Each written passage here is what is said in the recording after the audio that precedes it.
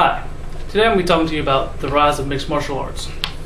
It has become a sport over time. What did Republican presidential candidate John McCain have to say about it? Well, he called it human cockfighting. What he was referring to is mixed martial arts, or what we call is MMA. With MMA, there's several types of different disciplines to train in. You can train in jiu-jitsu, Muay Thai, kickboxing, boxing, wrestling.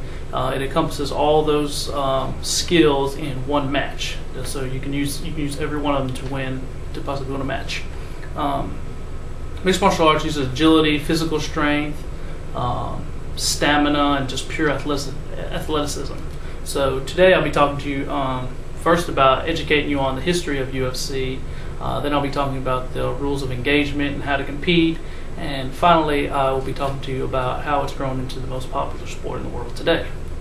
So, where exactly did mixed martial arts begin? Well, let's first talk about the history of it. Most people think mixed martial arts is a new concept. It actually dates all the way back to 64 BC, Greek-Roman times. They actually called it back then pankration. It means all in powers in Greek. It was the most popular Olympic sport back then, and it usually ended in death of one or both opponents. So these fighters were known as heroes and looked up to as gods, and the one that we can relate most to is probably Hercules. So the sport declined in popularity after the rise of the Roman Empire, and it wasn't until 1925 where the Gracie family in Brazil actually revived this sport and actually called it their own, called jiu-jitsu. So it became the second most popular sport next to soccer in Brazil. So let's go ahead and fast forward to the early 80s, where the Gracie family brought this style of fighting to the U.S. and actually got a contract signed with a pay-per-view to be shown on TV. And this sporting event was called Ultimate Fighting Championship, so what they now call is UFC. So that's how it started. The first pay-per-view sold actually 86,000 pay-per-views, where in its third showing, then it showed 300,000. So you can just see how it grew just a little bit from just the two shows. But due to the no rules, people got bored with it because there wasn't actual winners, and it went on forever. So it actually lost its popularity, and Senator John McCain went on a verbal warfare with it. They actually banned it, helped it get banned from pay-per-view, so it had to go on underground. It wasn't until 2001 where a new president took over, Dana White, saw it as a sport, changed the rules, and actually continued to make it now the most popular sport in the world, trying to get rid of the negative conceptions about it. Actually, he made new rules, and it actually sparked a new UFC. So now UFC fighters come from all over the world. They come from globally, all over the world, in the UK. They're Olympic medalists, ex-NFL players, pro wrestlers. So everybody wants to get a piece of the action. So now that you know a little bit about the history of MMA and how the UFC started, I'll tell you now how to compete in this sport. All fights take place in an octagon. It's octagon in shape. It's actually trademarked by the UFC. It's surrounded by 6-foot-high chain-link fence. So there's 4 criteria in scoring the bout. 3 judges score the bout.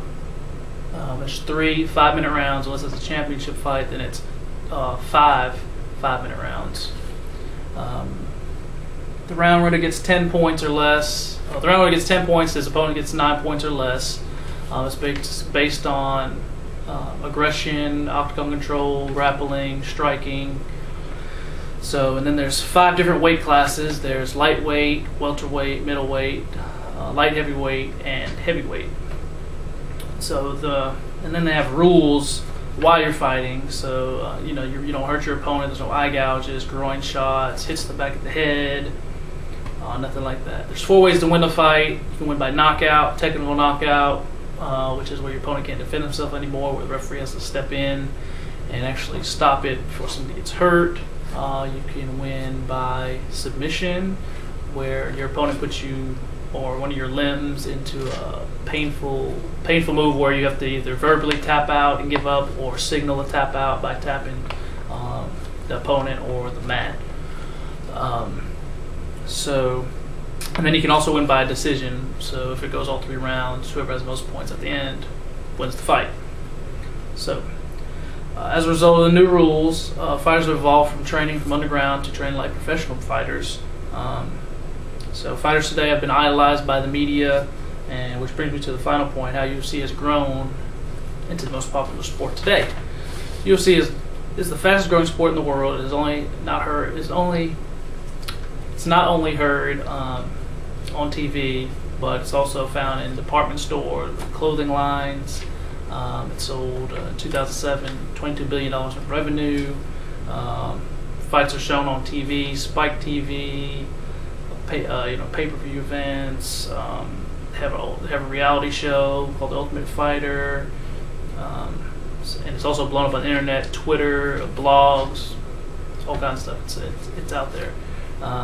So as you can see, UFC has really evolved into a professional sport with rules and training programs.